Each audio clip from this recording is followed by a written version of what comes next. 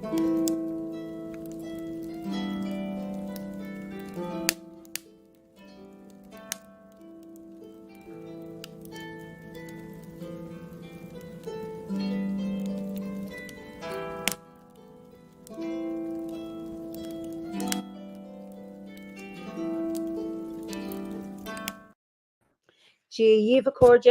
everybody. Welcome to another Fireside Chat. This is Fireside Chat 111. So I'll start as I usually do with a prayer for peace. Gomara Siakon fud na crinne. Gomara Siakon in our jaili agus in our jirha. Gunari lin len our kuj garmaka. Gamij buichas jiv jeha chuvdaka is spirit chuvdaka. May peace prevail on earth. May peace prevail in our homes and in our countries. May our missions be accomplished. We thank you, guardian spirits and guardian deities, for peace. As the fever of day calms towards twilight, may all that is strained in us come to ease. We pray for all who suffered violence today. May an unexpected serenity surprise them. For those who risk their lives each day for peace, may their hearts glimpse providence at the heart of history. That those who make riches from violence and war might hear in their dreams the cry of the lost. That we might see through our fear of each other a new vision to heal our fatal attraction to aggression. That those who enjoy the privilege of peace might not forget their tormented brothers and sisters. That the wolf might lie down with the lamb, that our swords be beaten into plowshares, and no hurt or harm be done anywhere along the holy mountain, with thanks to John O'Donoghue. So you're all very, very welcome. Let's see where people are. Lots of greetings for the full moon today, yes, and Eastern Kentucky, New Hampshire, Bavaria, Crouch End, Portugal, lovely. Hi, Ricky from Elmer's End, West Cornwall. I know Devourer of Mani had a long poetic piece of writing at the beginning because he was here earlier before we even started. So it's just lovely to see you all. A great, let's see where other people are from. Arden Merkin, hi John, Michigan, Southern California, West Virginia, Cheshire, wonderful. So Finland, warm spring greetings, and the snow is finally starting to melt in Montana. Well, I'm looking out at a pale blue sky with some clouds, but I can see the setting sun shining beautifully on giving it an orange glow to the clouds. So yeah, it's good to have, it's been cold, but it's nice to have finer weather. And Kinsale, kind of Cork. Well, today we go to the UK, and let me introduce my guest this evening, Iona Jenkins. Iona, you're so welcome. Thank you, Eiimear. It's really great to be here on a full moon as well. Indeed. And Blake says, sun has just peeked out here in my corner of the world for the first time today. Rather divine timing. That is beautiful. So, Iona, tell our guests or our viewers where you are. I'm just outside Cardiff in a small town called Penarth, and I'm sitting on the headland. I live in a small apartment that overlooks the Bristol Channel, so I've got a small living space, but an absolutely massive view, and I can see all the way over to Somerset. And when the moon comes out full, which it will do later, I'll have a silver path all the way from here to the shores of England. Ooh, that sounds absolutely beautiful. It is, it's gorgeous. You've shown me those photographs. I have. Oh, I just remembered, absolutely, because you've shown them to me at different times of the year. If I thought of it, I could have had them up here. Apologies, but they're beautiful views because it's so lucky to have that long pathway or silver pathway, just along the water. It's just so inspiring. I can't tell you. It starts off gold and then it gradually widens, and as it widens, it becomes silver. Then it becomes like a lake until the moon goes over the roof and disappears. But I've got that for hours, and I can sit and meditate with that. I can go out onto my balcony and melt into it. It's a time when I can always write poetry. Oh, beautiful, beautiful. Someone says you'll have to find a way of sharing. Iona does have a website, so maybe you can put them on your website. But I will. I'll put that into the chat later. So, so it's funny. You're where you are in Penarth, and it's what you're looking across. So, and I'm fascinated with that. Like the moon bridge is magical always. That's what Tiny Yes, said. yes. And so that's what you're looking at. And um, tell me about where you're sitting or standing or the landscape on which you are. Well, it's just a headland, and we're not that far back from the edge of the cliff, to be honest. And just on the edge of the cliff, there are trees, and I get lots of birds in the trees. And then it drops down to a beach, and you can't climb down to the shore. You have to go walk down to the main esplanade and walk along there, but the tides are probably quite dangerous. You've got to really pick your times to do that. But I find that by sitting on my balcony in summer, which I do, and even in winter, I will go out and sit in the full moon or in the starlight. And sometimes I'm prompted to get up in the very early morning and watch the dawn, and I can sing the Awen to the dawn. And this week I've had a dawn chorus with the Awen. It was Oh, absolutely incredible. It's just such a special place to be. And we came here after a terrible time, and my husband had been very ill, and he got better by living here. I think uh, because he had lung problems, by breathing the salt air, I think that really helped him. And just being able to relax with the sea outside, to hear the sea rippling and the wind in the trees on the edge of the cliff. It's just been a very poetic time. And of course, I had the courses to do at the same time as I was enjoying that. So it all kind of fell together. And I walk round Penarth finding magical places, and I can see almost like a Celtic kingdom as I look across the Bristol Channel. I'm aware of, the towns on the Somerset coast, and I'm aware that behind Burnham-on-Sea there's Glastonbury. mm, So I'm facing southeast, but I can also see to the north. The only direction I can't see in totally is west, because the Welsh coast curves round there. But the sunset comes just the same and paints the sky pink, so I know beautiful. when it's happening. Simon, who's in Cork, he says it's funny you can see the Bristol Channel from the tour in Glastonbury, but you're looking at it from the opposite channel. Yeah, Brilliant. I Yeah, yeah. know. I know. I had a Druid tutor who had lived in Portishead, so she'd looked the opposite way. So I'd looked at Somerset, and she'd looked at Wales. Wow. It's a lots of lovely comments. Healing from the salty sea air, such magic when elements collide. Mm. Sounds like a very magical place. That is absolutely wonderful. So, I mean, you're not Welsh, judging by your accent. And how long are you living? Where did you come from, and how long are you living there? Okay, I came from Leeds originally, in the north of England. So I grew up in a mining community just south of Leeds. My father was a coal miner and later a ventilation officer. I went to a state grammar school. I became a languages teacher eventually. Um, and then after my first marriage broke up, I moved down to London. And then there I met my second husband, who you've actually met on sorting out the chair and the electronics. And we lived in London for 25 years. And then, when everything went pear-shaped in London, we moved down here to retire. We found that by selling our London home, we could retire and come here, With a bit of which, comfort. Yeah. yeah, which has, solved every problem that we had. Oh, that's Just wonderful. an adjustment. And then it was, I had a practice after teaching. I became a counsellor, psychotherapist, and Okay. hypnotherapist. And I did that in London for about 15 years. I I worked for the Catholic Children's Society for a while, and I was working with kids Catholic, although had Catholic backgrounds. It was very multi-ethnic. There were kids from lots of countries in South America, kids from Mhm. the Caribbean, Africa. It was just as multicultural as when I'd worked in Hounslow as a teacher. So it, it was it was incredible.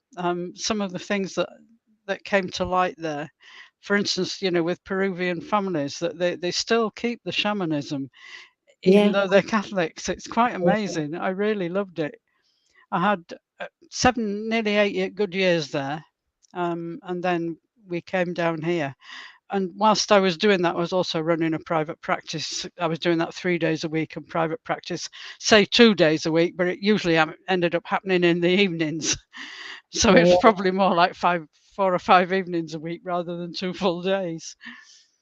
Yeah, and basically that's been my life: teaching, healing in a psychotherapeutic way, Hmm. and I've done a lot of work with anxiety and self-confidence building and a bit of mentoring. And then eventually, when we moved down here, I was really exhausted. We'd have been ill, everything had gone wrong. We'd sold the house. I'd packed it up because he was too ill to help. And then we came down here. He ended up in hospital. And then after he came out, we moved. We were living in a one-bed apartment to start with, um, just to see whether we wanted to stay here. And then we decided we did. I could walk to the beach from there. It was all right. We managed. And then we bought this place, and we've been here 10 years now. And Yeah. I became a writer instead. I thought, well, really, I don't need to start a practice now. Um, I'll do what I've always wanted to do, which is write poetry, write books, write philosophy, and just operate in this creative way and see if I can write and paint my life into being. And whilst Wow. whilst I was doing the courses, of course, that kind of gave me a lovely ground for that to happen. And if I can't, I used to do it in hypnotherapy. If a story was wrong, we could change it by reframing. Yeah. Not immediately, but we could do it gradually, by making a reframe. Well, I think, well, I'll make a reframe of this. Let's write a different story. What do Beautiful. I want to say? And when I wrote this book that actually got a publisher, I did some poetry and reflections, and I made an attempt at writing books for adolescents, which I self-published. Um, and then when I came to write this book, it got a publisher. So, that was like another step forward. Yeah, how many it will sell, I've no idea. But I've had to do some promotion on it, and I've had to learn new skills doing that. So all the time I'm writing new little bits into it. It's like when you do a tapestry, you thread different colors Yeah. into it. You think, oh, that's all right, but if I put pink in there or a bit of green, that will change the story a little bit, or painting a picture. And I've had that impression sometimes that I'm actually standing in a painting.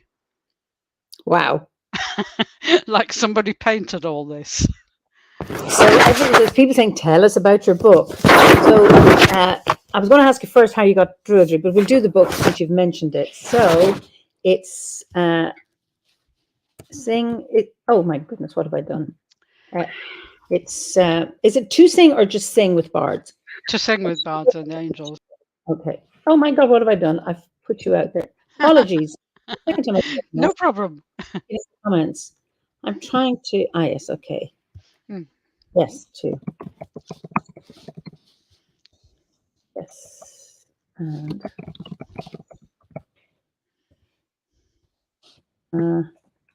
journey, journey into the creative heart.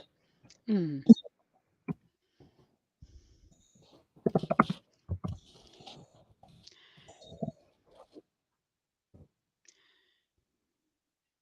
Oh, anyway, and your website is, I'll just put that in.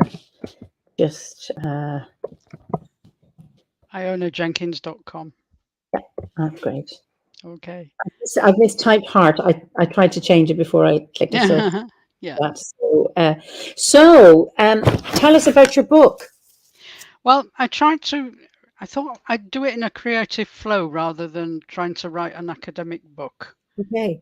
That I'd write it in a stream of Awen, if you like. I'd just be a bard and just write what came as it came. This whole thing started in Italy when I was looking around the Vatican of all places, because I was brought up as a Roman Catholic, and of Mhm. course, I discarded that at quite an early age, dipped back into it, dipped back out of it. And so there was nothing about Catholicism in there for me. What I was noticing was the art. Yes. it was all over the place. It was all over the ceilings, all over the walls in the Vatican Museum. And in the Sistine Chapel, which is where they choose the Pope, and it's the Pope's own meditation place, I felt this presence of sacred feminine in there. And it was like it was coming through the brushstrokes of Michelangelo. And Wow. I thought, this inspiration, this language of angels, it's a language of angels. It's Awen. It's all the same thing. It's inspiration. You call it what you like, whatever faith people belong to, they can put a name on it, but I'm happy with all of that, whatever people choose to put on it. Some people call it Holy Spirit, I suppose, but I could actually feel that presence. And I noticed it in the statue in St. Peter's itself, in the Basilica. There's a statue called La Pieta by Michelangelo, and I noticed in that particular statue the same thing. It was the mother holding the body of the Christ, and it was the compassion on her face, and it was the pain on the face of the Christ, and how we are held, whatever happens to us. And I kept thinking, there is a presence like this that is holding us, whatever we're doing, whatever we're going through, however bad it is, however good it is, that presence is there. And I can write about it by listening to this language of angels, which I now call Awen, of course. But some people can relate better to it as a language of angels. So I've used both in the writing of the book. When I got back, I went back to a place called Cisterna di Latina, which was where some Italian friends lived who used to be neighbours. And we were staying with them. And I went outside with my notebook, and I sat in the late afternoon sunshine. And it was like it was mingling. The sunlight was mingling with the lemons and the greenery, and there's a lot of kiwi fruit around there, and the earth looked red, and there was a mountain rising in the background with mountain range there. And suddenly it all seemed to flow together like Celtic knotwork, the angelic art that I'd seen during the day, the Michelangelo stuff, and all those rooms in the Vatican covered in these amazing colours. It all seemed to mingle with the natural place. Now, there is a well there next to the church, so there is a sacred well. So maybe it's a special place anyway. And I started to think, here is this language of angel. What shall I do? So I wrote a poem called The Language of Angels, and that's where this all started. I actually shelved the poem later, put it away until I actually came up with the idea of the angel in the moonlight. I started to get inspiration in the moonlight that was almost like a question and answer conversation on answers, things that I needed to know. And some things that I was coming up with, I wasn't sure where it was coming from. How did I know that? What am I tapping into? But of course, if Awen is everything, then tapping into Awen, and it's just coming in. So I ask a question, I get the answer in my head straight away. I write that down, and I'm doing this very fast. And afterwards, I've got this full conversation with some wisdom in, and this idea that in the moonlight, in my vision, I could see a figure of an angel, and on the sea, I got the same impression from the moonlight. So it was like merging the inner and the outer again, and just writing from it. It was like living in this whole place, where the inner and outer were merging together, mingling together. Like the Celtic knotwork, it was a flow. I always see Celtic knotwork. I suppose, which is the essence of Druidry, is that synchronization, or that oneness between the inner and the outer world. Yes. And you're talking about that as an actual experience that it's just beautiful. The description. It's when I feel connected. I mean, I don't always feel like that. Obviously, things come in and I get annoyed and, or I get upset. But when I've got that connection, there's like this synchronicity, this incredible flow, and everything seems to flow and mingle like the knotwork with no breaks in it. It's like amazing. And I wish I could do that all the time. I know. But then I'm talking to someone who's been doing this sort of thing a lot longer than me. So Blake says the other world is often not too far away. You certainly had a foot in both worlds. Uh-huh. It's the threshold outside. Yeah. Yeah, Do you have that first poem with you? I do. I do. Would you like to read it? I would. I bet people would like to hear it. I'd be happy to do that. Okay. The language of angels. There is peace in dove grey mountains, and in this rich red Roman earth, as late October sunshine wraps my skin in its subtle scent of ripened lemons, the leaves turn slow from green to gold. I see my inspiration like a lighted lamp. And then my mind becoming still at last is more than just a little glad to be here in Italy, such a warm, embracing place, where my own creative truth outruns the waves of restless, racing thoughts, and the sound of my heart's voice rises, speaking soft in the language of angels. It's beautiful. Absolutely beautiful. Wow. Wonderful. So I'm just hanging out here being creative. I kind of washed up on this southwest shore. You know, it's Wow, is like that all you're doing? it's like I jumped into the River Thames almost and ended up washed up on this southwest shore and just started doing this. That is beautiful. Beautiful. It's just And this is where I started my bardic course as well, my first course. so what brought you to Druidry? It was Kew Gardens really. Um, in London, when I was working, I had a friend's membership of Kew Gardens, Okay. and I used to go in there because it's so lovely. There's so many things from different parts of the world, so many lovely trees and plants and green spaces, and I like the wilder parts. And I would go and walk round there on Saturdays and sometimes after work if it was open in the summer.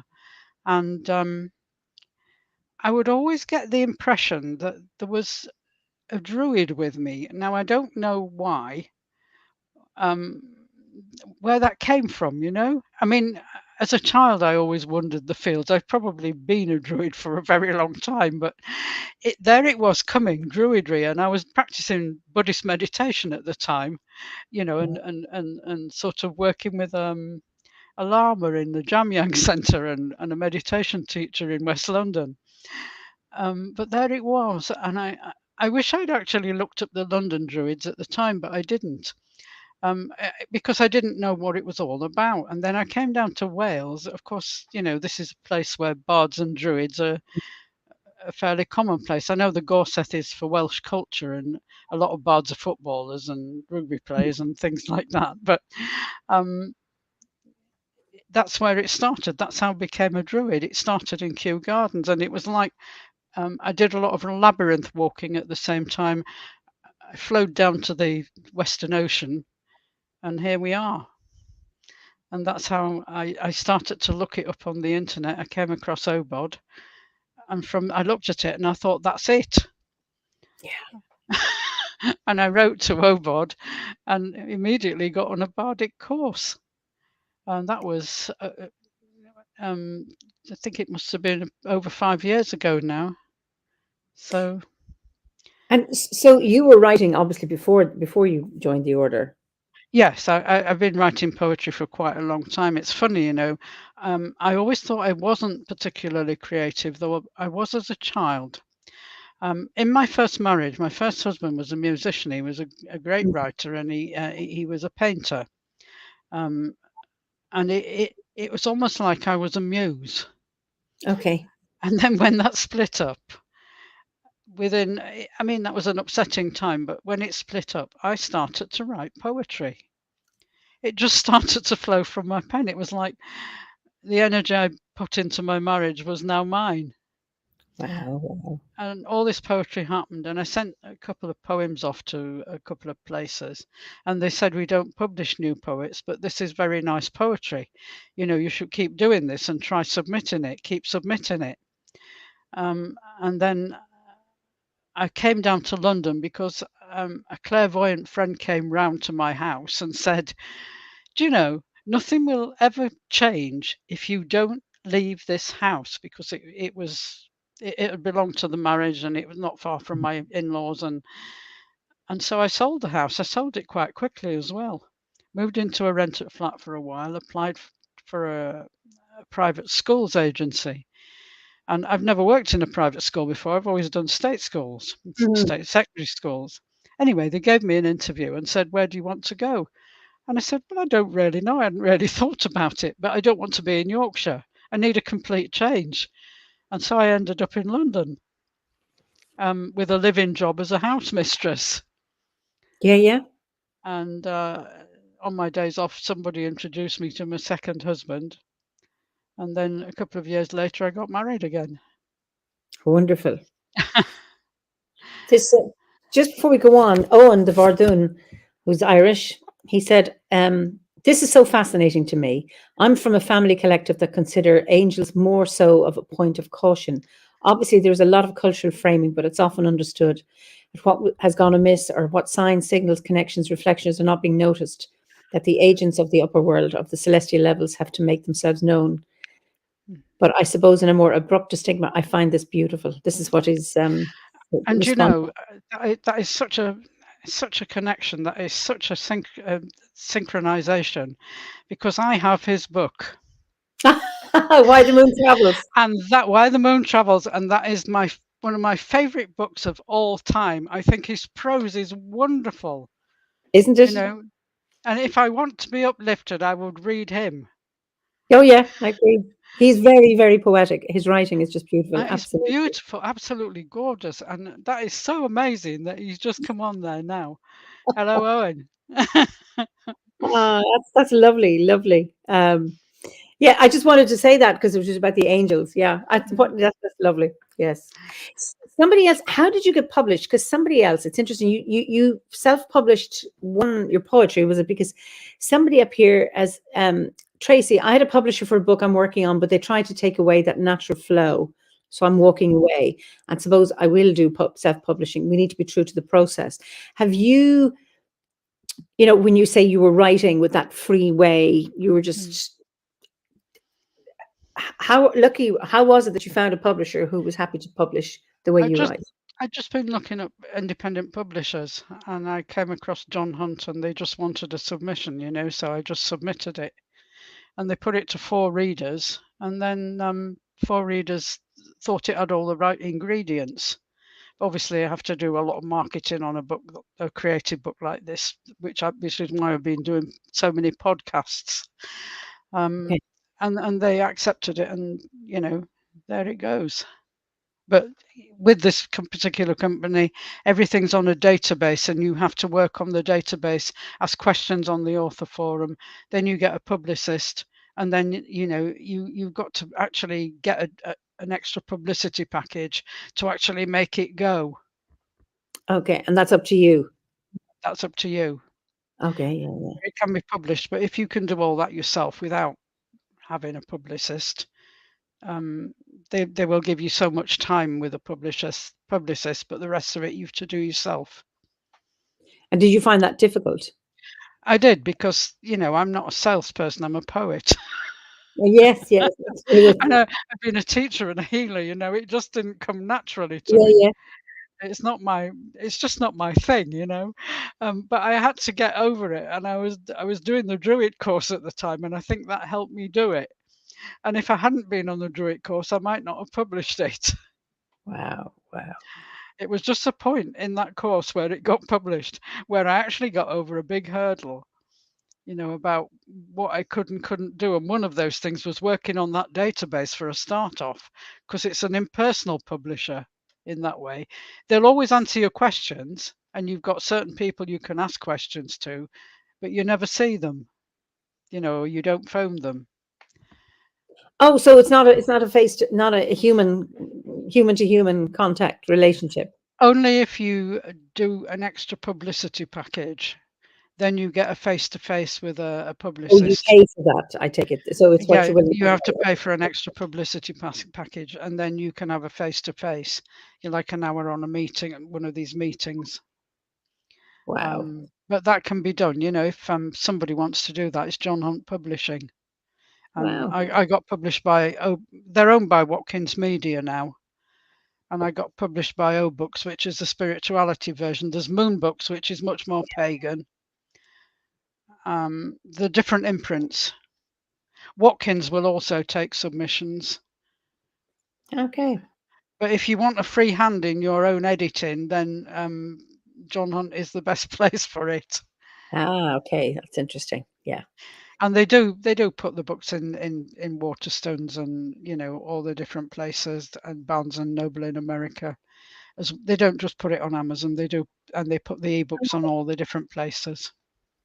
Oh, great, great. Because your book came out when? 9th of December, Yeah. 22. Yeah. Okay, I knew it was recent. So, okay, and you've been getting a lot because you said you were doing podcasts. So I take it that's all over the world, is it? Well, it's mostly in the United States and Canada, and Oh. I've got 3 here in Britain, and I've had to write some articles as well. Gosh, sorry.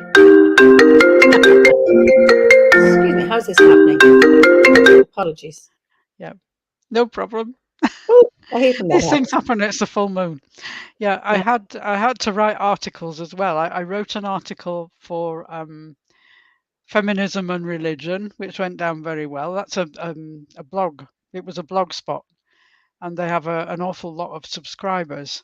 So you have to do things like that. I had to write, and I've written an article on my Irish ancestry and the Selkie, which I sent to Pagan Island, which my publicist got me. For the June issue of Pagan Island. Okay. And just looking at legends. And the other one was I had one in a magazine, and I've had a couple of reviews. I had another review off NetGalley that said my book really worked, but pulled me to pieces over where I put the commas in my poems and various words I used.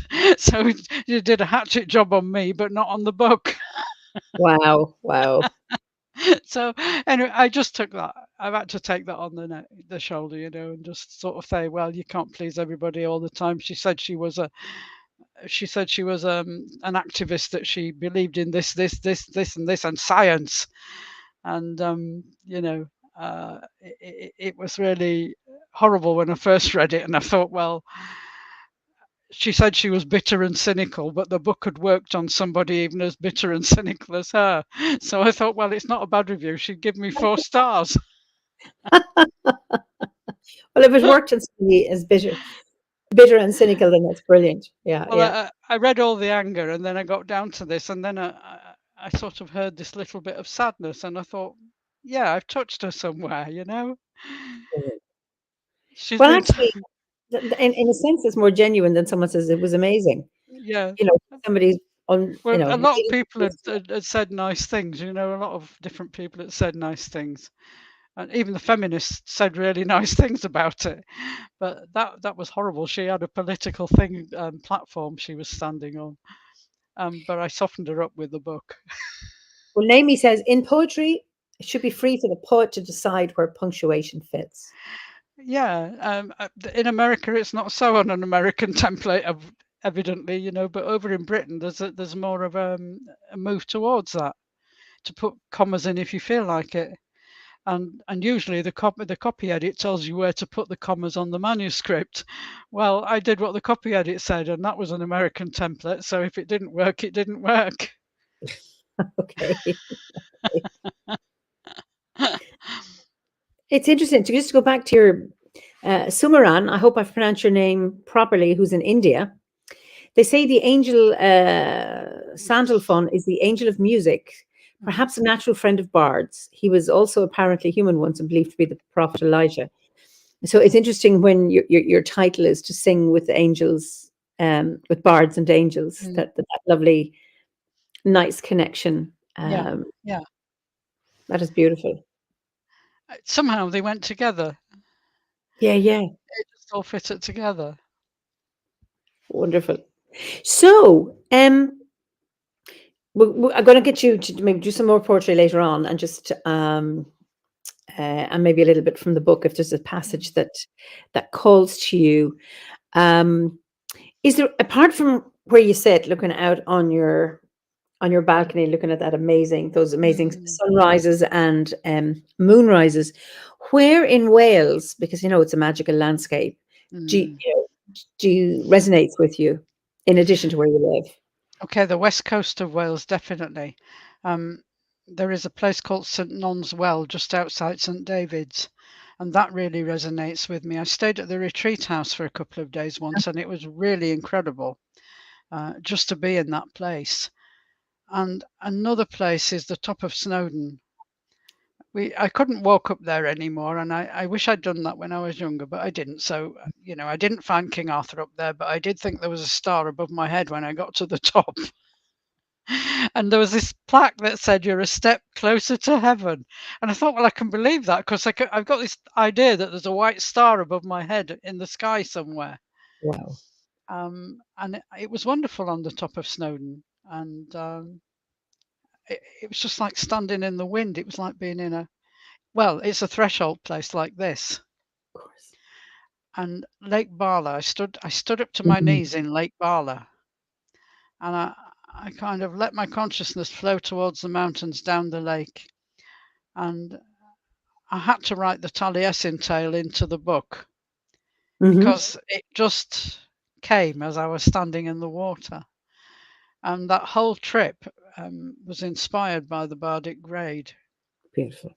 You know, I just thought I have to go and look for Taliesin in North Wales, and I want to go look for King Arthur on the slopes of Snowdon. Um, I've got to go and see it. When I was in Bala, people didn't actually know the legends. The amazing thing was that the a lot of people were speaking Welsh, and it was nice to hear that. Mhm. Um, and when we asked them about the legends, a lot of people didn't know. No, that's surprising. Yeah, it was like maybe it was Welsh Baptist. I'm not sure. Okay. Very Welsh Baptist, but they didn't really know. There was just a campsite that had carvings of the mythical people. The Mhm. Taliesin and Merlin and Ceridwen, but that's all I could find. Wow. This David Jones has a question for you. Are you anywhere near? Are you familiar with? I don't know. Is it Kader? Cadair Idris, Yeah. a massive zodiac in the land there, the origin of the. No, I'm nowhere near that. It's in the north, but I can pass it on my next trip to Snowdon. Ah, okay. Wow. And then Pauline says, can resonate with being at the top of Snowdon. It was overwhelming for me too. Wonderful. And Linda Joan, who's in Norfolk Island in Australia, she was a guest some weeks back. My Welsh ancestor came from Bala. I'd love to go there one day. Mm, I know my cousin's partner has a house in Lake Bala. I've been to Lake Bala. mm, Beautiful. And mm. I know Christopher Hughes. I don't know. Do you know Christopher Hughes? I don't know Christopher. No, I keep meaning to write to him. Well, he's a lovely guy. He's a member of the order, but he's also the head of the Anglesey Druid Order. Mhm, But he has had, weekends on Lake Bala doing mhm. amazing rituals, with Ceridwen and the whole thing and the cauldron. So there's somebody still working there in Lake Bala, even if a lot of people mightn't know there's. I've got his book Ceridwen, and I found that very inspiring. And that's why I think I may write to him at some point. I'd like to go on a retreat up there. He runs retreats, doesn't he? He does, yeah, I up think in that Anglesey, would be lovely. yeah. It's difficult to get to by public transport. You really do need to drive up there. Otherwise, I'd have to go up to the Midlands, get a train to the Midlands, and another one over. Yeah. Ireland's a bit like that. You can't very our public transport is bad as well. You have to, go to some central point to go, Yeah, like go east to go west type of thing from where I am. Can be quite difficult. Yeah. we drove all the way round Ireland once. We didn't Okay. drive, not the north. We came in Dublin, and we drove right down to the south and all the way around. And I love the west coast. I love Connemara. I feel completely at home there. And then up the west coast to Donegal, which is where my great grandfather Okay. I don't know whether he came from there, but his name, my maiden name is Gallagher, and that Gallagher. comes from that Yeah, that's area. yeah. Yeah, that's from that area. Of course, that's how we were brought up as Irish Catholics almost. The men never went to church themselves, but they were really quite strict. And my godmother, who was my great aunt, had to take me to church every day, every Sunday, and my brother. So we went through all that. But I think, when I went there, I was amazed at how many people were called that. It was all on the shops, on transport, everywhere. And we went there because I thought, well, somebody had told me that's where my ancestors will have originated. Mhm. So I thought, well, I better go check it out. And it was amazing to see that. I really loved it with all the way round. So did you go over towards Antrim as well? I can't place the counties. It was a long time ago. Did you go completely all around the island on the coast? Yes, starting in Dublin and going down, and then along the south coast, and then up. We went to Kenmare. Yeah. We went round the peninsula there. I swam with the dingle dolphin. Did you? Sunday? Yes. And then further up, and we ended up in when the Rose of Tralee festival was on, and that was on the Okay. television, and we went further up. And in Donegal, the car broke down, Right.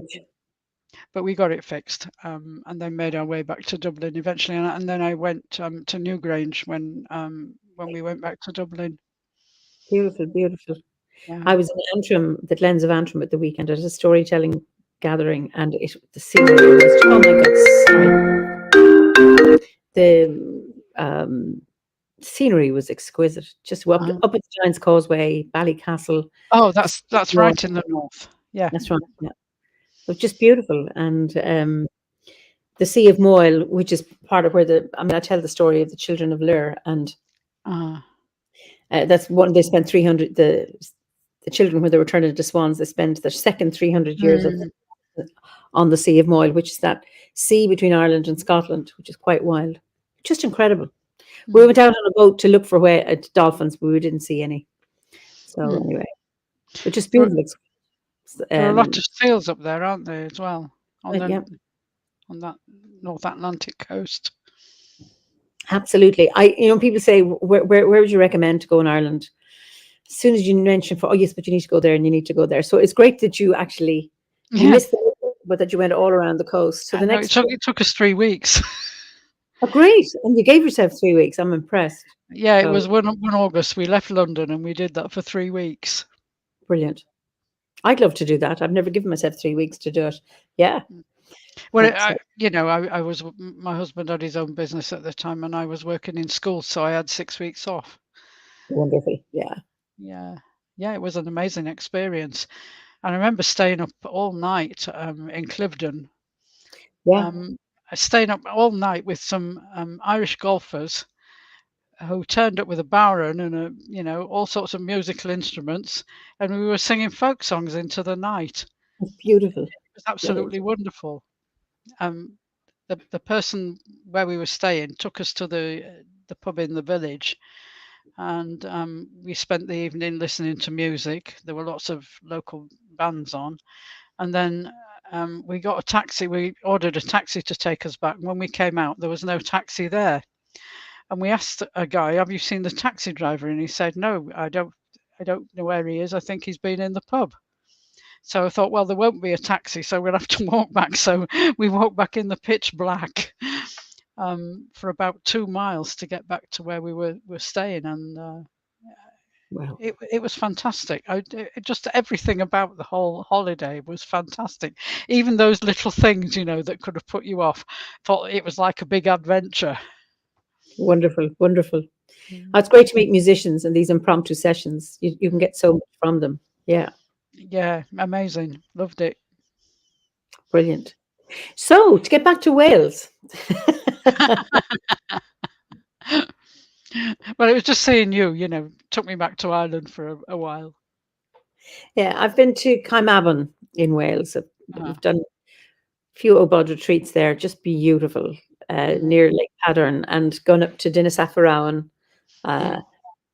swim in Merlin's pool. It's just beautiful, absolutely Wow. beautiful, Mm. magical. Yeah. How far is the climb then up to Merlin's Pool? It's not. It won't be anything like Snowdonia, like getting up there. It's much No. easier.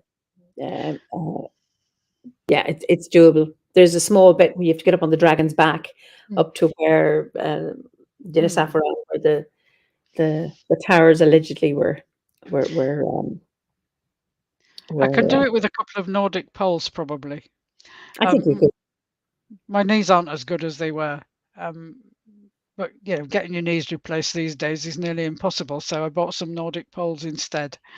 They're working. Yeah.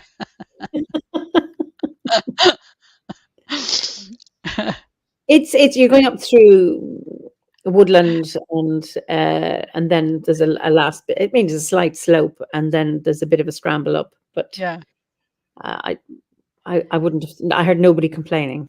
Oh, swimming in Merlin's Pool must have been a great experience. Oh, it's beautiful, and it's like a number of us jumped in, and there's a beautiful little waterfall. And at the base of the waterfall, you can Wow. see the rock, and it's just massages your back. It's just Mm. beautiful.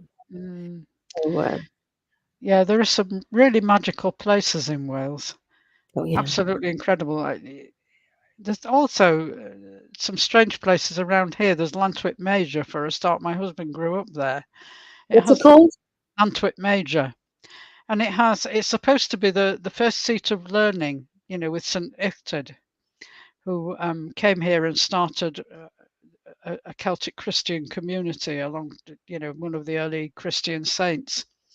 And there are lots of Celtic 9th century Celtic crosses that they've the church was originally Norman, but it's been built on over the years. But it would have been, something very basic back in those days. And they've got a place called the Galilee Chapel that they've actually rebuilt, and they put all the Celtic crosses in there, and you can go and touch them. And I love to touch old stone. And are these like tall Celtic crosses, Yeah, like what we'd have it here? Yeah, we've a lot of yeah, yeah. yeah. Okay. Like to run my fingers down the stone. I like to feel the years. Yeah, yeah. Like in Italy, in Assisi, there were some pillars on a church, and the pillars belonged to the previous temple of Minerva, Ah, and the church behind it was Santa Maria sopra Minerva, because they put, it was very modern, and it had a plastic Virgin Mary with stars around her, which was okay. It had a lovely atmosphere. But outside, I touch the pillars and think, how many lives have these pillars seen? How many births and lives and deaths have these pillars seen? And you can almost see when you do the lunar ritual of time going, yeah, yeah, the seasons going and going, 2,000 over 2,000 years of people, yeah. quite amazing. Isn't it incredible? Yes. Do you just talking about? Do you have Are you a solitary druid? Do you have do you belong to a seed group or a grove? I recently became a member of a seed group. I met a friend in Chalice. Well, she's a friend now. She's called Dawn, and she had started a seed group, and she had one, no, two members in it. And I Ah, said, well, I'd like to join too, because I discovered we live two miles from each other, ah, and yeah. we were both companions of Chalice. Well, it was Companions Day. Ah, okay. So I joined that, and since then we've had another person join, so we are five now. Beautiful. Although the one I think is on the edge and not too keen on being in it, but the other four seem to be. I don't know. She may come back. She was more into goddess stuff for a while, but there are four people who are doing druid work. So Well, my growth started with three, so it's like it starts with the right amount of people for the mm, time. mm. Beautiful. Gabrielle has a question for you. I'd be interested in learning how it feels to change home at the moment in life, at that moment in life, closing chapters and just moving to another part of the country. Is it easy? Is it hard? Um, it was devastating, to be honest. It felt like a huge wrench, to think I've been in that home for 25 years, and we were giving it up. And we came down here to a hotel, to spend 2 days, and then we spent some time at a friend's whilst this one-bedroom flat that had belonged to my father-in-law was being done up. My father-in-law has passed now, so um, that was being done up because the boiler didn't work and the kitchen didn't work. That was all done, and we moved into there. And moving from a house to a tiny apartment was quite a struggle.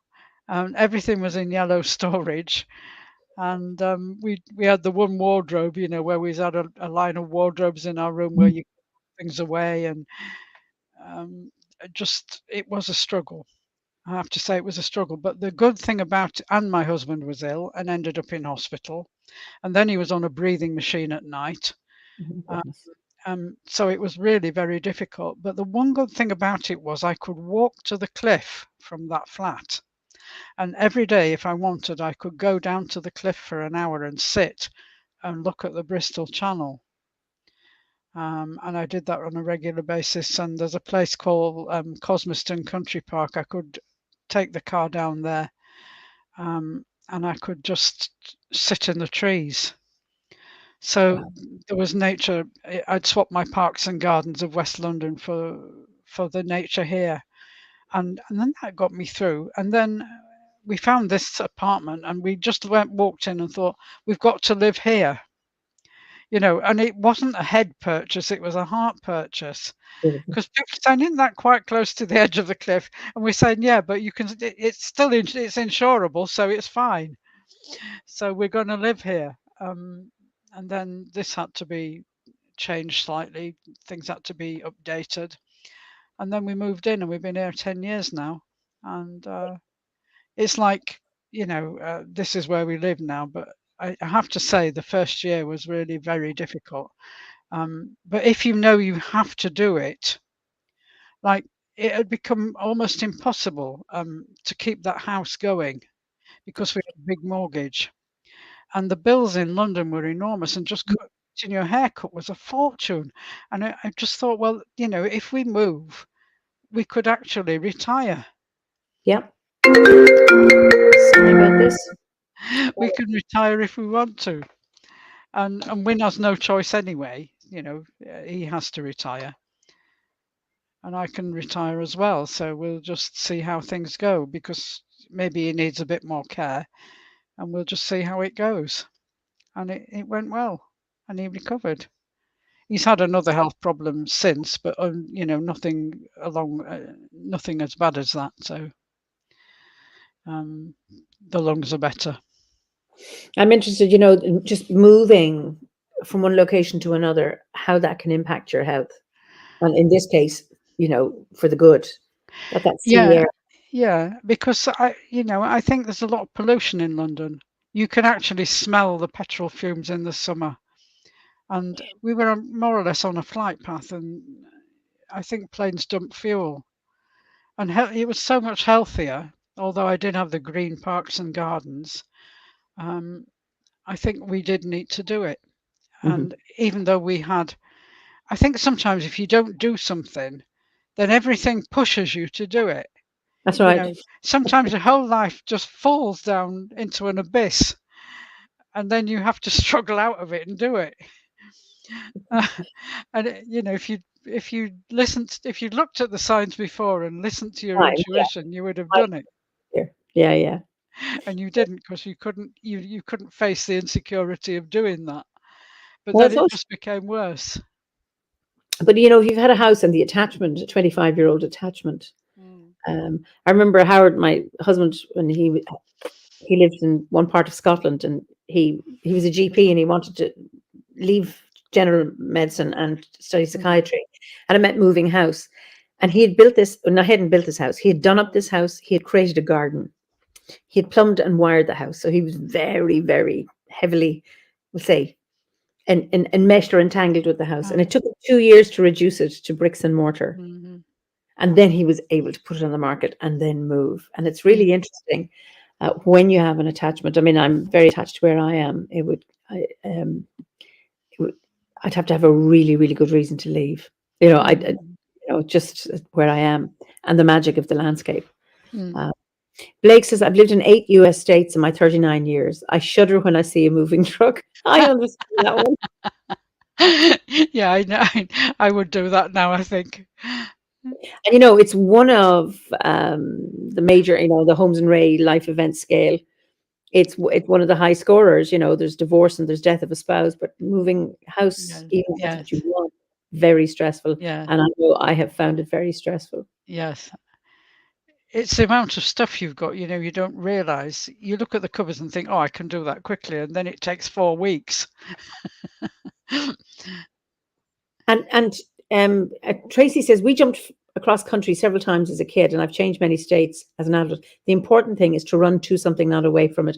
You're absolutely right. Right. Is to be able to. It's Mm. much easier to move when you're going towards something rather than Yes. away. Yes. Um, I think that's really, really important. Mm. I would agree with that totally. Yeah. And then John says, our move from Hertfordshire to the west coast of Scotland has been the best thing ever. We're both so much healthier. Oh, I can imagine. Yes. I'm as a hoarder of clutter. I can't stand open spaces or empty space. I'm wired to fill a space with something. How did you downsize from having a house to a small apartment? How did you do it? Well, a lot of bags went to charity shops, and we had to get rid of our furniture because it was just too big. We had to pay someone to take the furniture away. It was quite old, but it was too big.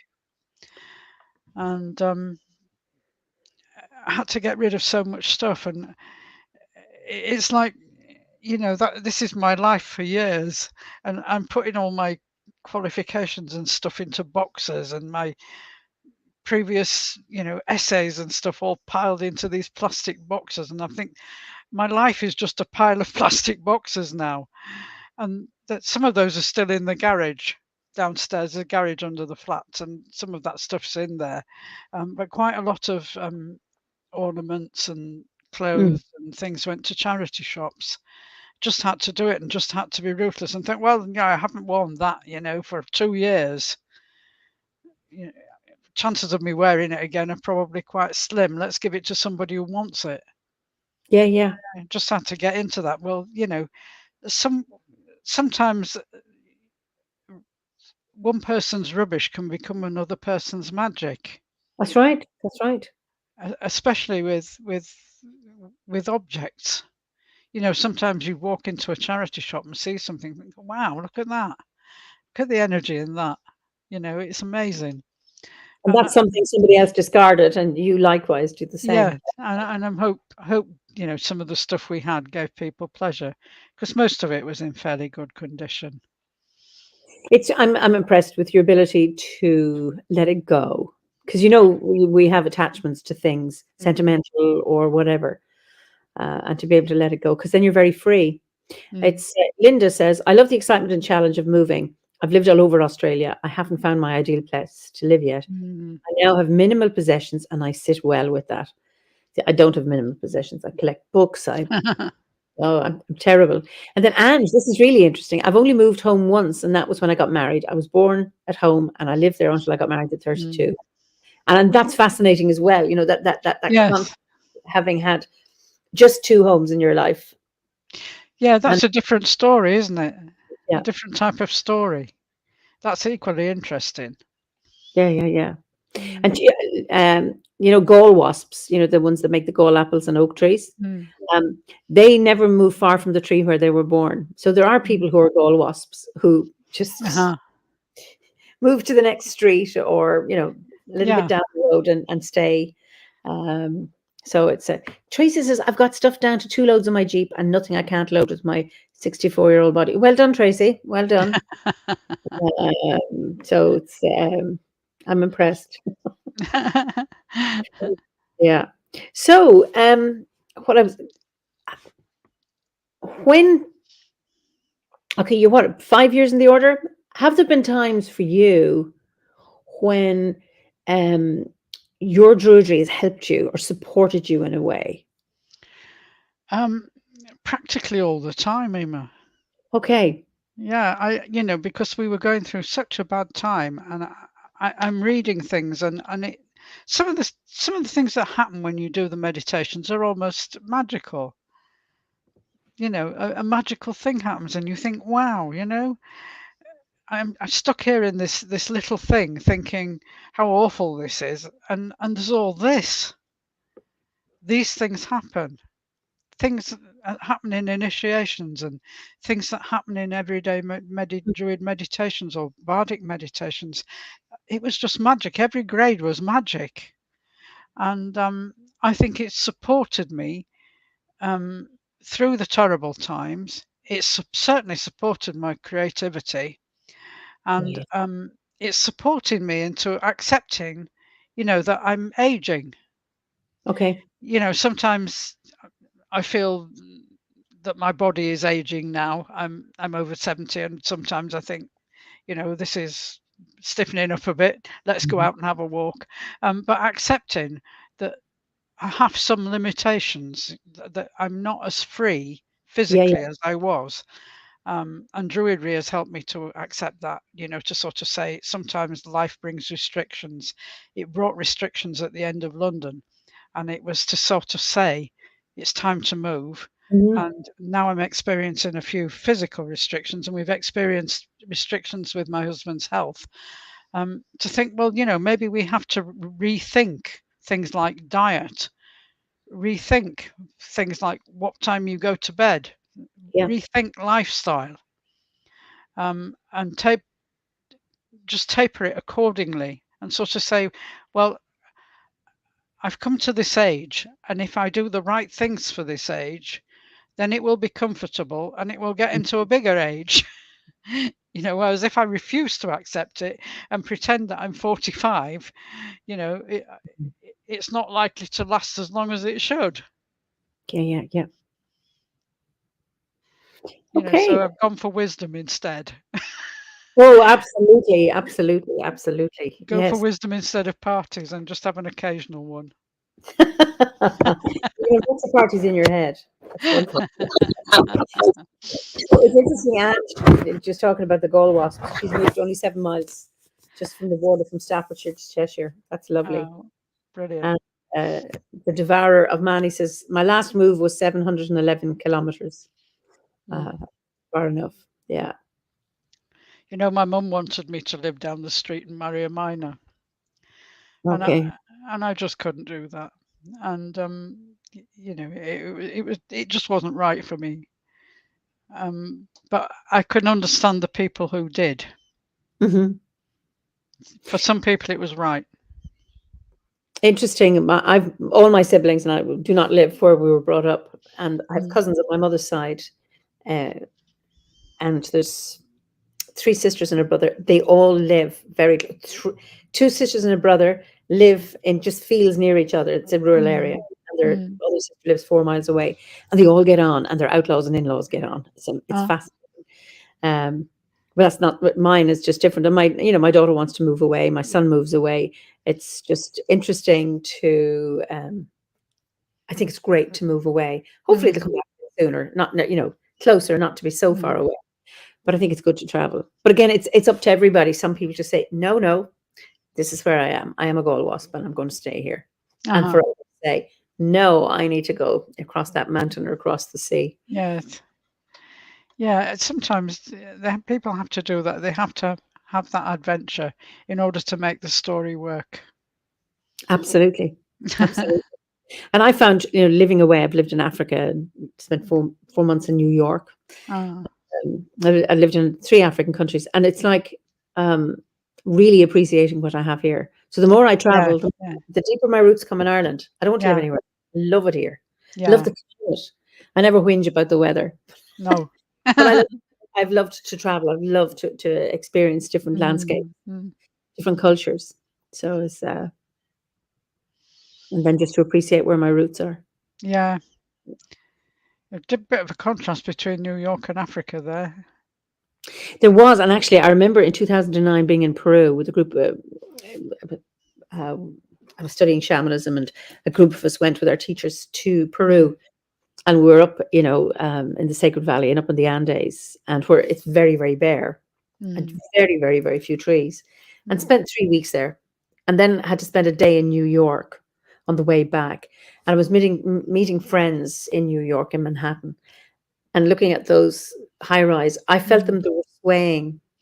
I found it really disconcerting with the flashing lights. And they said, "Oh, you've come on a quiet day." And I found just being overwhelmed, having lived there before and not Mm, having experienced that. And I thought, oh my God, what about a Peruvian from high up in the mountains had come to New York? They'd mm, probably go into shock.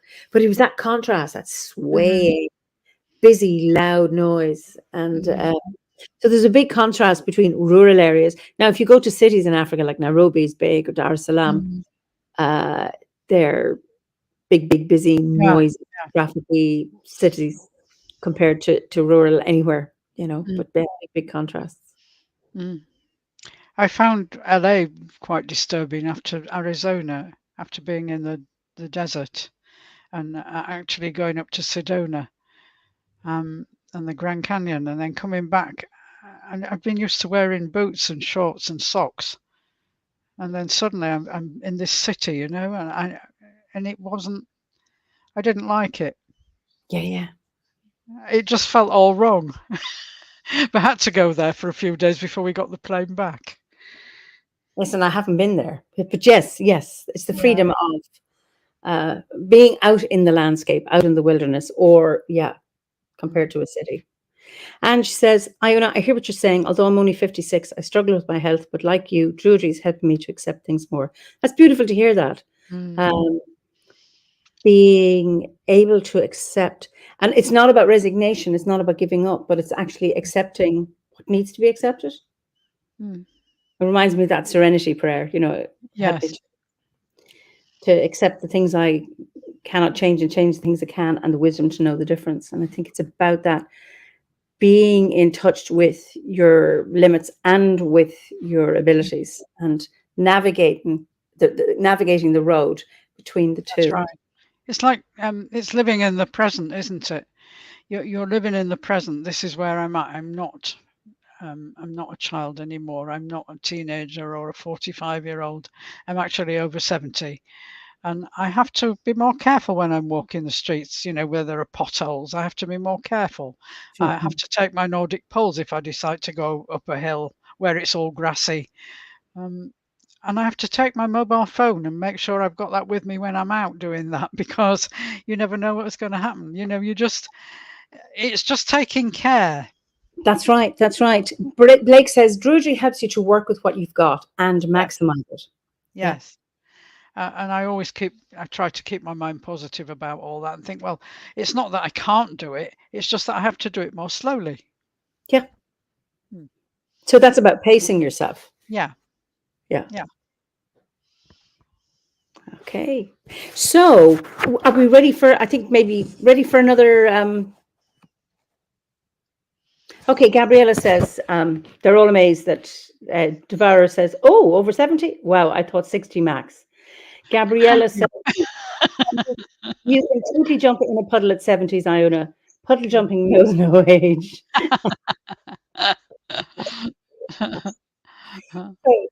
So, have we another poem? I could read you a small passage if you like, and then Please. look for a poem. Yeah. Okay.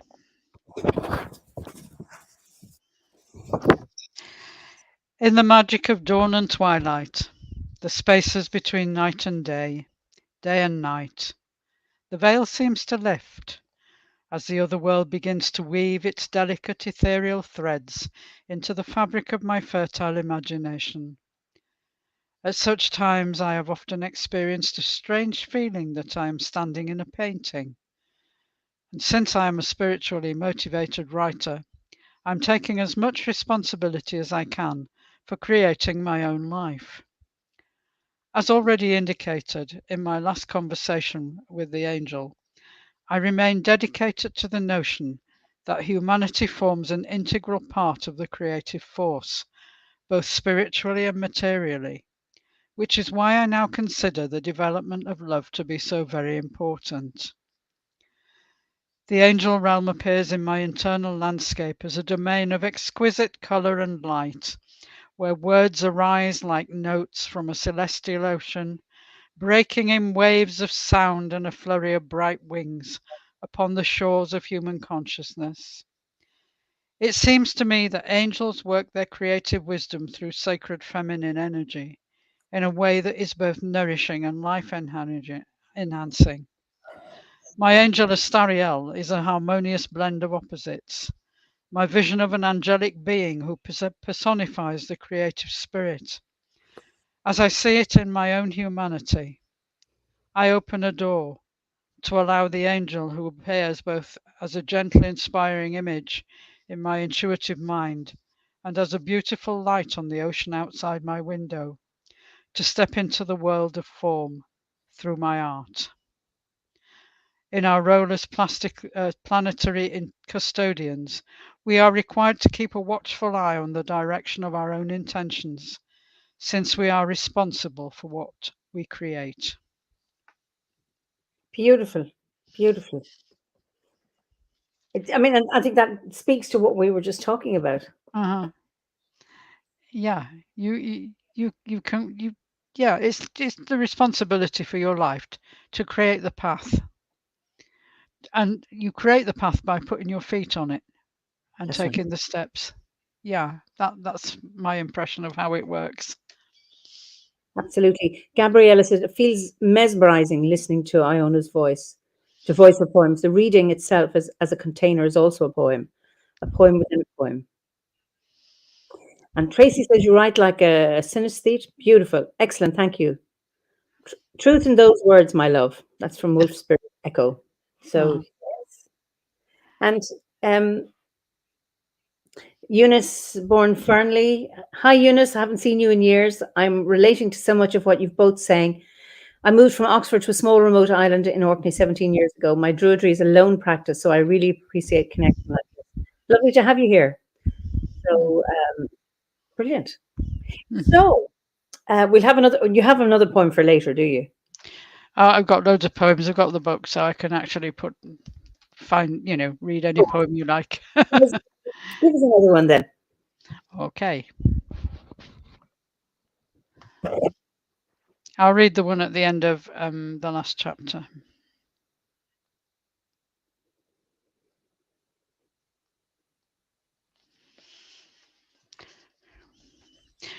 This is called Oran Mor. I think that's how you pronounce it, M-O-R, with an accent on it. Oran Moore. That's in Ireland. Mor, Mor. Mm. Moore. On a, Oran Moore. on a hot summer's day, when living green earth lies basking in the peace of a sunflower sunshine, hedgerow bees buzzing and hidden bird twitter, then a seagull cries joy while a robin trills clear for the gentle blue sea, and I am melody melting in wave splash and air sigh, the great song sounding from the heart of creation. In the language of angels, my hand begins to write. Beautiful. And I'll read you one from the beginning. The moon has cast a path of light across the water straight and true, from shores of Wales to Somerset, in silvered streams of peaceful dreams, a star shines bright in deep night skies, and soft waves breaking on the shore, I hear the surging notes of Oran Mor, the greatest song that sang them all. The full moon is going to keep me awake, so I decide to stay up for an hour or so. I light a candle lantern in the doorway where my balcony looks out over the darkened sea. I close my eyes and invite my wandering mind to slow its pace, to rest a while from chattering and experience the dream. But all the time I am conscious of the silver white moonlight path that shimmers bright, beguiling between the Welsh and English shores. Then I wait until the eye of awareness opens her inner door. This is meditation, and it is pointless to rush, for what will be will be. The unconscious mind, which only speaks in symbols and archetypes, needs to be given enough sacred space to fire up the imagination. Soon an image of another worldly being begins to form in my mind's eye, which I also see reflected in the outer world of form, as an effect created by the light of a full moon shining on a background of night rippling sea. I shall call this ethereal figure of light an angel, for it resembles a cultural image that my conscious mind has grown up with and can therefore relate to with ease. He stands serene or pearly white, in a halo of soft silver and pale rainbows, as tall as a tree, with his feet upon a silvered path created by the moon. Although he appears to be male, there is also a softness, a feminine quality about him as he speaks through my heart and mind in a flow of words as gentle as a dove, yet sharp and clear as a bell. I offer you creative wisdom, the angel says, floating in a circle of candle glow and pale colours that seem to move in tune with the sound of his voice. You may not always be aware of me, but when a door is about to close on one area of your life, I will always turn up to help you open a new one, as well as offering guidance on the next stage of your creative journey. Now, since you are aware of me tonight, then why not stretch your imagination and allow your consciousness to expand? The impression of a door appears before me as if by magic, to reveal a mysterious misty road that extends far away into the distance. It is neither fully formed nor yet clearly visible, for it needs my footsteps to complete the magic. Observe the path of your heart, and know that as soon as you choose to tread upon it, so the mist will clear. The angel's smile is generous as he adds, a path I am hoping you might be inclined to follow. And should you have enough courage to venture out, then I shall be more than happy to accompany you. What do you say? Are you ready? And with that, the universe inside me becomes an entire choir of angels and stars, all singing to the moon and the ocean, penetrating the dark corners of nighttime earth, sky, and human mind. Wow. Hmm. Oh. Yes. Just David says your poetry is so beautiful and significant because it says that yes, we humans are part of beautiful nature, a beautiful part of nature, not separate from nature. The path needs our feet to complete it. The journey of the fool. I thought that lovely, lovely, lovely. Totally visual words like a painting in midnight blue, silver, and lilac. Just lovely. Applause. Our guardian angels beautifully relayed.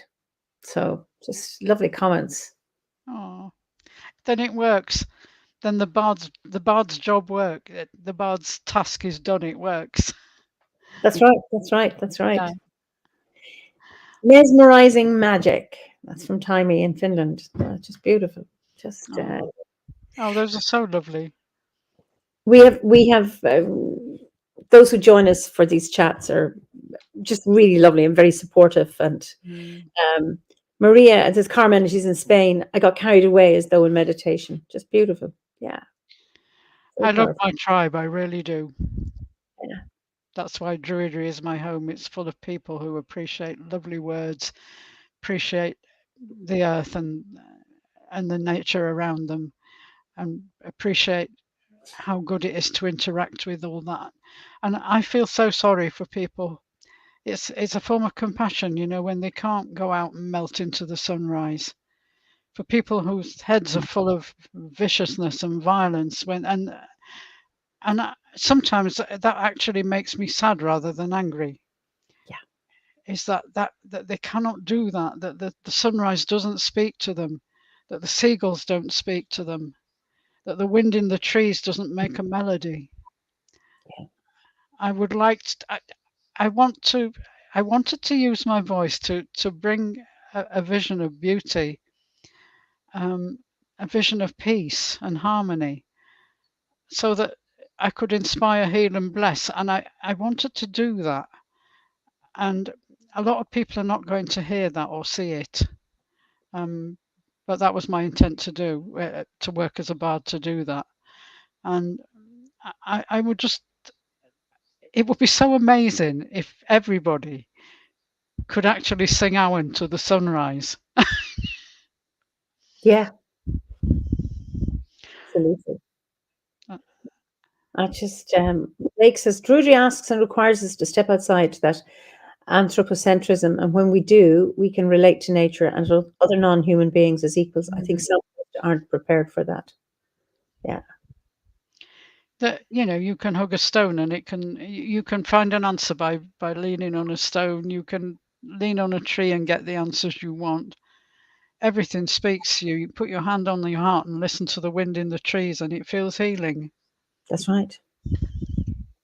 Morgana says your intentions are wonderful and working well.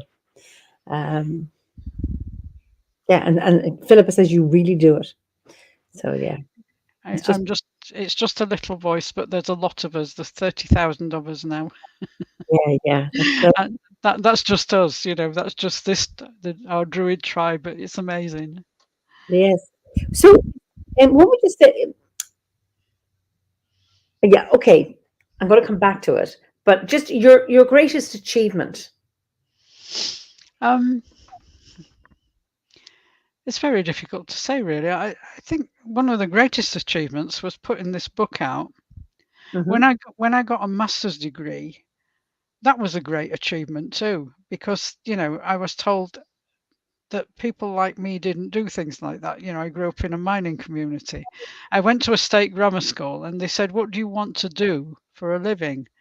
In my careers interview, and I said, "I want to be a journalist," and they said, "You can't do that. It's too competitive for people like you, and you're and obviously being a girl, back in being born in baby boomer time, being a girl, nursing, teaching, and being a secretary. Well, my mum thought it would be good for me to be a secretary, so I went to learn to be a secretary, and I did that, and I got to learn. I got to do shorthand at 120 words a minute, and I got to learn to type. But I've still got those keyboard skills, so that's very good.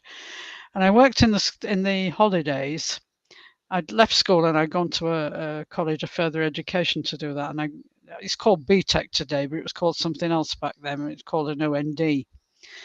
And I got this OND, and I managed to pick up an A level in economics along the way, after a year, but not a very good grade. And then I worked in the Branch College of Building doing this typing. And I thought, I can't do this for the rest of my life. This is awful. And I pleaded with my parents, they wanted me to go out to work and contribute to the household. I pleaded. I said, look, I can't go to university now. I haven't got the A levels, but I could go to teacher training college. I could become a junior school teacher. I've been doing French in this OND, and I've been doing business French. I could actually do it. And I actually got them to let me do that. So I went to a teacher training college. And after a year, my head of department said, "You don't matriculate, but you've done so well and worked so hard. I've got 3 places to go to the University of Caen in France, and I'm going to send you. I've written a letter to sort of say you don't matriculate, but I'm recommending you because you need to go." And I went there. So I got to do this foreign students course, and I'm sitting with people from all over the world doing French for 6 months. So I got myself a French boyfriend as well, so that I could speak French in my downtime. Very wise. Yeah. And I came back almost thinking in the language, speaking it really well. And I got a job in a middle school after I left, teaching French to 8 to 11-year-olds. And eventually I got a job in a secondary school. It was a secondary modern at the time. There was a 2-tier system going on then. It was a first year of comprehensivization. And they gave me, it was only the first year that was a comprehensive school. The rest of it was secondary modern. So I got to teach French to these kids and a bit of English. And they were really tough kids. It was in Gateshead. And I really enjoyed that. And then I got a job in Bradford, in Yorkshire. Went back to Yorkshire with my first husband then, and he was going to go to teacher training college. So I managed to get a job in a secondary school in Bradford. Now I could teach CSE, which was an exam they had at the time, but not GCSE or A level. And then eventually I graduated into GCSE, and then they said to me one day, we're not replacing a member of staff that's leaving, and we need an A-level teacher, that you have to do it. You've no choice. Well, I swatted up at night, to teach these A-level classes. I made sure my grammar was up to date and that I could teach the subjunctive. And then I was reading the books in French because I'd read them in French in France. And I taught literature. And Well, I realised that, I was really becoming a very good literature teacher. well done. So I actually carried on doing that without the degree, although it was more difficult to get promotion without it in teaching. Had to go the pastoral route rather than, the academic route. But in the end, I did get to teach A-level, and my forte was literature. So I think that was quite an achievement. So there've been a few achievements. I think, coming from my background, where there was no encouragement for girls, and even the school didn't encourage you, and not having the money to pay for things in my background, but actually getting to where I wanted to get to. But at the same time, I found it quite difficult, and I haven't always made it, but I've had a really good go, Well done. Well done. Wow. I mean, and so when did you do your master's then? I started that in my 40s. Yeah. And I finished it at the end of my 40s. And it was during that time, it was the therapeutic content. It was a master's in education, guidance and counselling. And I was mentoring student teachers. And I was getting to go down to the university to interview for student teachers. And I was mentoring them in schools. And that was part of my master's degree, part of the work I was doing. So I did it in service, and I did it in the evenings. So I was teaching in the day and doing that in the evenings. And I thought, I really would like to be a psychotherapist, counsellor. I'm going to pursue this further afterwards. And I was working part-time, and I was going and doing that as well on long weekends. So, and then eventually I did that for another 14 years, I think. Well, I think it was a bit longer because I did a lot of voluntary work during my training. I had to get my BACP accreditation. So Oh, yeah. I got to get in those 450 hours, and I worked in a black mental health project voluntarily in a women's centre, and I got my hours in.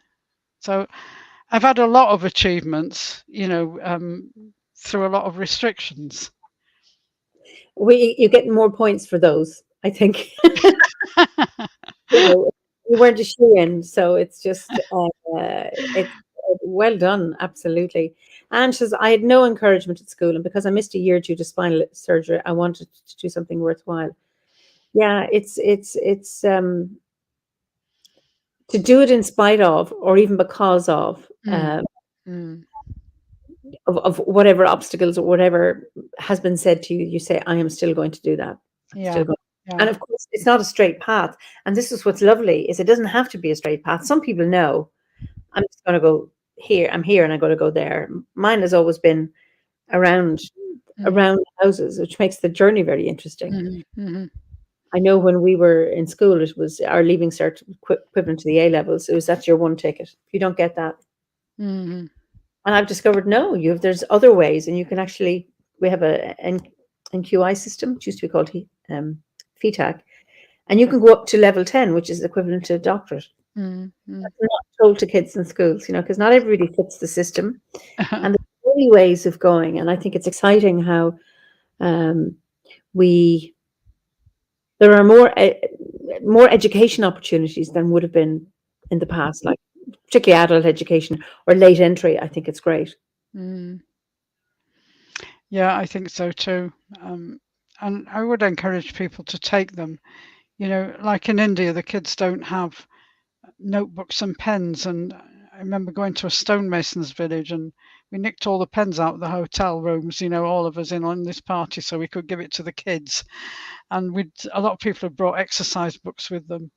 And I go back to school and say to the kids there, you're given this, and use it, because it's your way forward. There are kids in other countries that they don't even have a pencil. You know, they don't have a pen. That's right. Yeah. Yeah. And Gabrielle says they say people transform like nuts. When cooked, they harden. Others like tomatoes. When cooked, they soften. And others like coffee. When they cook, they transform to something else. That's really, really lovely. Um, so often I ask the question of what's your biggest challenge, but you've overcome so many challenges. Is there one that stands out? um, I think the biggest challenge was probably overcoming my background, you know, because there's all sorts of ingrained attitudes. That's right. And I still today, you know, I still find little things cropping up and I think, no, that's not true, you know, that can't be true anymore. That's rubbish. Um, things are filed Yeah. and they crop up from time to time. It was my background and the belief systems around that, that not only my background gave me, but the rest of society gave me about my background. Yeah. Yeah. Yeah. Um, and you know, I've still got my Yorkshire accent, and at times it mellowed a little bit in London, but it seems to have come back in full force since we moved to Wales. I've no idea why. It's nice to be loyal to your original accent, isn't Yeah, it? yeah, I suppose so. And when I talk to my old friend from school who now lives in Spain and has done for about 20 years, we both it gets stronger and stronger. And also when I talk to my mother's still alive. She's in a care home, but she's, you know, Oh, wow. she's a, you know, well into her 90s now, and she's very infirm and she can't manage on her own. Um, and that's in Lincolnshire. I have to go up and see her in May. Ah, okay. Interesting. You mentioned Leeds and Bradford. Howard, my husband worked as a psychiatrist in Leeds, Bradford. He Really? when so he was a GP in Scotland and trained in psychiatry in Uh-huh. Scotland. And then to do his registrarship, he was 2 years Wow. Yeah. in. He lived in Italy, but did Leeds, Bradford before he came to Ireland. Mm, And I've never been. He died before we could go and visit. mm. So You've not been to Yorkshire? no, and he went to school in Yorkshire. He went to school to a Quaker Mm, school in Yorkshire, and mm, we were to do that. But anyway, life and illness took over, and then death. But mm, I'm going to the mm, Druid Hall. That's next April, and that's going to be in mm. Yorkshire. I'm looking forward to that. Yeah, I think you'll love it. You know, it is a beautiful, beautiful county, and I wasn't sorry to leave it because I was leaving behind emotional things. Yeah. It wasn't that I was running away, it's that I needed a change. I knew I couldn't change unless I, you know, put the past behind me for a while. Mhm. But now I can go back there and visit. And I think you will enjoy visiting places that your husband knew. That's right. I'm looking forward to that. Um, but so for now, your home is in your real home. I know you're living, but is your home in Wales now, in Penarth? It is. And although when I go out onto that balcony, there's a Celtic kingdom, which includes the Bristol Channel, the Somerset coast, and Right. how that curves round towards Cornwall and how it goes up to the Scottish Islands. My home is like this Celtic kingdom that exists in my imagination.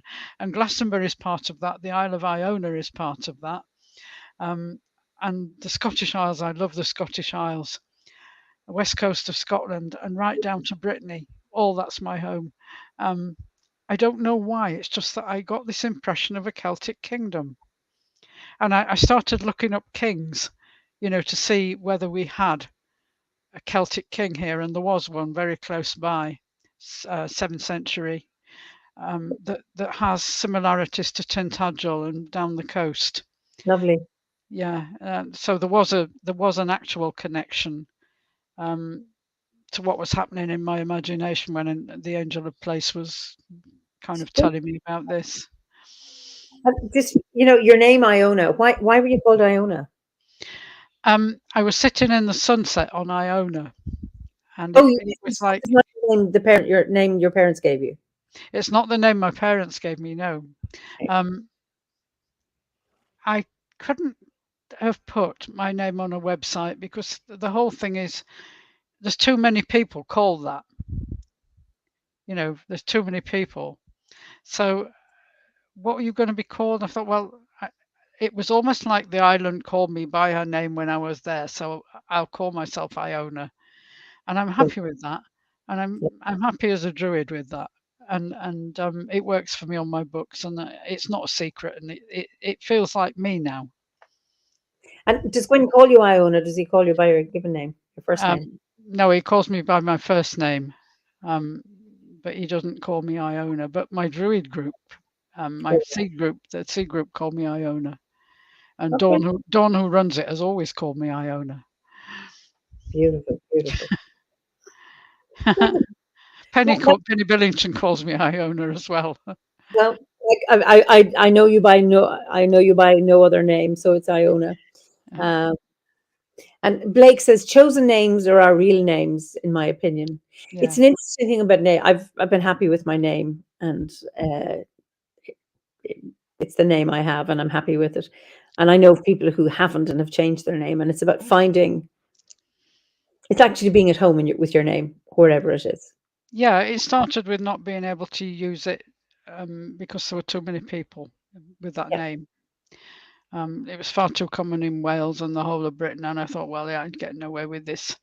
I don't know why I feel shy about telling people what it is, but you can actually find it on my, my OBOD records. They've got me on there with both Okay. names. I'll not ask you to reveal. The So, what's the most? I mean, you've achieved so much. What's the most reckless thing you've done? most, Reckless thing you have done? oh, let me think. Oh, I went to India when I worked on the hops to get the money to go to India Yeah. after I'd finished college.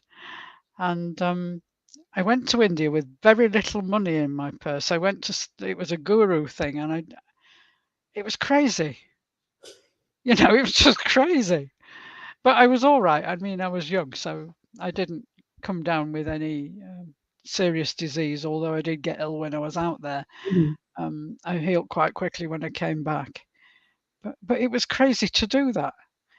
I mean, yes, there was some insurance, and if I got sick, really sick, like some people did, the ashram would have sorted it out, I'm sure. Um, but I'm not resonant with India, and I didn't know that, but I had to go. I just wanted to go, and I'd spent all this holiday working on a hop farm and getting great big wheels on my arms because I'm allergic to the things. Oh my goodness, you poor thing. Oh, yeah. But I went there, and I said, I remember saying to my parents, "Well, I'm going to India on Sunday," and they could scarcely believe it, and they never thought to ask me because they were simple working class people. Do you have enough money to go with? I can't remember how much I had, but it wasn't a lot. It went a long way in India, but Wow. you would never do that here. Um, it was just nuts. I could have died, I could have got very ill. But I did Oh, have a plane ticket home. oh, that's brilliant. That is brilliant. Well, it's great to take risks and then to discover that, life, the universe conspires to support you. Yeah, yeah, it always does.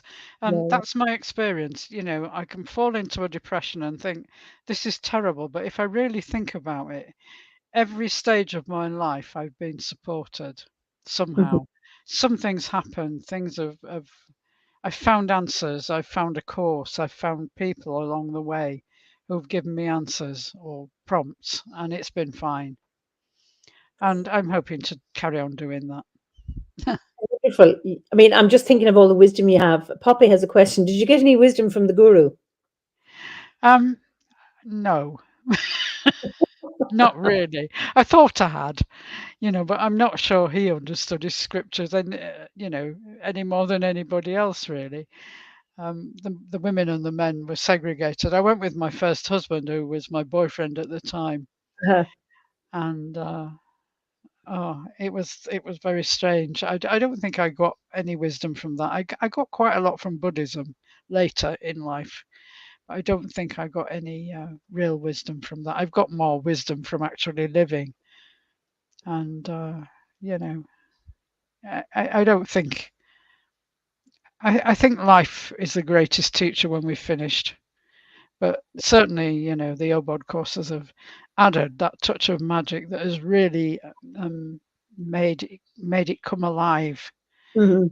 Really lit it up. Absolutely. Mm. Absolutely. It's um, thinking of the modern world and the world we're living in today. Is there anything that concerns you, or what concerns do you have about one concern that you have about the modern world? I'm concerned about the fact that it's run by people with huge amounts of money who are not very enlightened, and it's like if you look at the situation in Ukraine, and what happened, that like the president of Russia is an oligarch basically. You can't be an American president unless you have a huge financial backing. Hmm. Um, and th- and with the increasing technology, there seems to be less human contact in the world, and people don't seem to have that same connection to each other. That worries me a lot. Hmm. That we're talking now on here, and that's fine. Um, but I regret the passing of the family, in that way that people would have a stronger connection in the past. Um, yeah, I think there's a lot of disconnection going on, um, and there's a masculine that's out of control.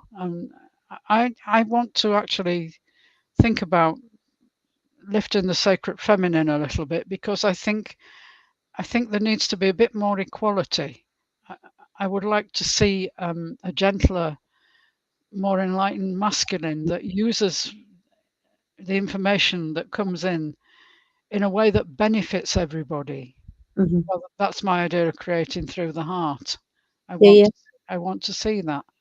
I I think the world's going crazy at the moment. I get quite despondent sometimes, and I have to pull myself out of it, because the only way we can change it, I'm powerless to go out and do anything about it now.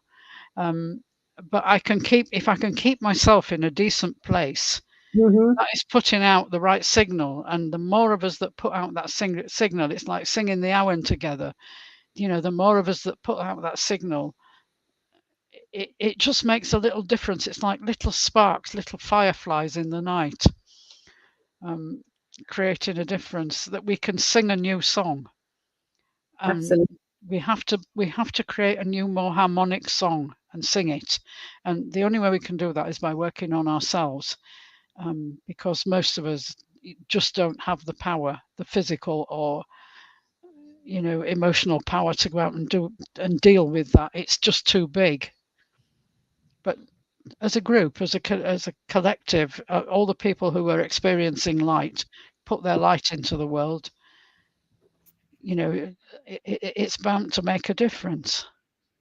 Is that what gives you hope, or what gives you hope about That gi- this? that gives me hope, is that there are. It's almost like there's a community of light. I feel Hmm. that exists around the world. That there are lots of people who have this sense of creativity, have this sense of light within them, and by putting that out, to keep the shadows from taking over. Hmm. I mean, it's hard work. Well, it is, and it's funny. Devourer says that this group right here gives him hope, which is Mm, lovely. mm, Um, yeah, Blake says I think people need a truly new image of masculinity. Toxic masculinity does a disservice to all, including the sacred masculine. Balance is needed. And yeah. David talks about pebbles in the pond, and I think every little thing, creates ripples that Mm, can then can grow. Nimi says, "Yes, Iona, let's unite in the Song of Awen together." Yeah. yes. It's interesting. I had a guest, Paul Tracy, some good many weeks ago, Mm, and he took us on a heart coherence meditation, and he talks about his heart math, and that if it's 1% of the population of the world at any one time, if they just do this mm, breathing in and mm, out through your chest and focusing on love, mm. that can shift. And I thought, yeah, that's Blake. Thank you. Um, and that heart coherence. And Mm, I so he took us through the meditation, and I've been practicing it ever since. mm, And it's just fascinating. mm, And it's like 1%, that's not much. But you have to do it all together. But mm, that it's a lovely theory. Whether it's ever going to be put in practice, I have no idea. But I know from people's feedback about doing it, it's just mm, that so much calming. And like Nimi says, heart math has really pulled me through this year. So it's that simple exercise that doesn't mm, take long. And if enough people can stop for a few moments to do that, what mm, a change it could make. mm. Is there a book on that, or is it If just you, if you Google it, heart math, HAART, and then MATH. okay? Uh, So we're coming to the end of our time, and a number of people have already guessed what you're going to answer. 'Cause there, there are some betters here, but obviously not for high stakes or anything, just as well. Uh, and Tracy says, I'm learning heart math right now for work. They also work with trees to prove that they also interact through their emotions. I know Mm, that one. And then Blake says, yes, the math exercise really mesh well with all we learn and know about. Good. mm, Yeah. So I'm just going to go up the chat to see what the answers were, what the guesses were. I know Gabriella likes to guess. Wait a second. Did you? Okay. Your favorite season of the year and your favorite ceremony to mark the wheel of the year. mm. My favourite season is spring. Um, I love the blossom time. I love the flowers. I Uh-huh. love the colour of it. But one of the best festivals for me is Lunasa. It's Okay. always a very pleasant time for me, and it's always a time of creativity, and something good always happens in it. I like Imbolc as well because I like that first flowering, but Hmm. then that leads into spring. Midsummer isn't my favourite because I don't like it when it's really, really hot. Um, and also, when we come to the Samhain is like the letting go, and there's often sadness around that. But the winter, I like that feeling of going into the dark. Hmm. I That feels cozy. It's like hibernating, and I know you're stirring the cauldron in the dark, and so that the Owen can shoot out in Imbolc and start creating towards the spring. Um, yeah, there's just so much on the wheel of the year. It's very difficult to pinpoint. Please, Spring is my favourite, the Alban and Eiimear and the and Luna's. Imol. Yeah. Well, Gabriella, she voted Imolc in Midsummer, so she got 50% right. Uh, And the Devar of Mani, he said Bealtaine and Yule, so he half as well. So well done. This is yes, uh, or they guess what you might have voted for. but they're Uh, all exciting. All of them are exciting. Absolutely. I like the ones in. Oh, I say great. I never say, "Oh God, now I have to do this one." It's like, "Oh, great! This is the right one for the wherever I am." You know that. I love the one I'm in each time. I'm always excited Mm. by the ceremonies and what they mean. Well, we're coming up to Beltane, and I'm not sure I can jump the fire, but it's a really creative time anyway. It's Well, in full flower then. if you have two fires, you just walk through.